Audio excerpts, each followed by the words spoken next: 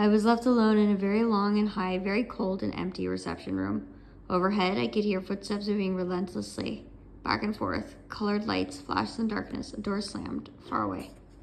Everywhere I turned, there were pictures of Phil Spector on coffee tables or on the pool table, stretched across the mantelpiece. Spector with the teddy bears, with the Righteous Brothers, with Ike and Tina Turner, with basketball players and karate champions, with Minnesota Fats, with Willie Mosconi, with businessmen, with his mother, in profile, full face, formal or at ease, with companions or, most often, alone.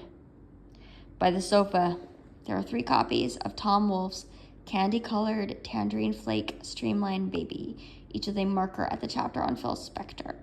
Underneath, there were cuttings from Time, Life, Rolling Stone, each with a marker at the section on Phil Spector.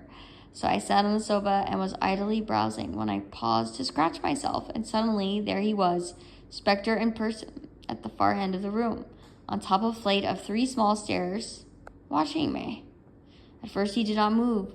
Then I stood up and he came toward me, and close up he hardly reached past my shoulder, and, even with his gold-rimmed shades, steel-studded wristband, and wispy beard, he seemed like a child, maybe 10 years old. "Pleased to meet you," he said. Clearly, this wasn't enough. For a very first meeting, something stronger, something altogether more dramatic was called for.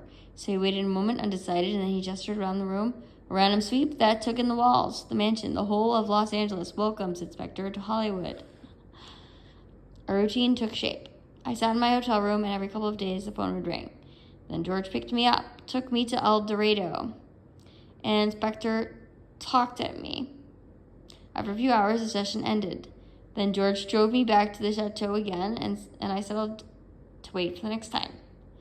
The idea was that I would eventually write a book. Therefore, I crouched over a tape recorder, looking earnest, and Spector kept up a flow of monologue.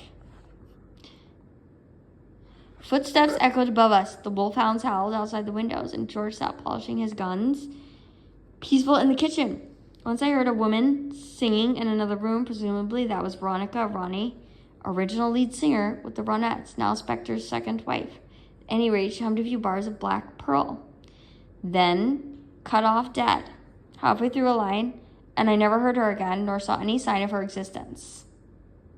Spector himself, however, was all benevolence, entombed in his mausoleum. He talked and talked and talked, scarcely pausing for breath. Anecdotes, sermons, remembrances, and fantasies poured out of him in a torrent, in the gaps he kept me amused with scrapbooks and old snapshots through drinks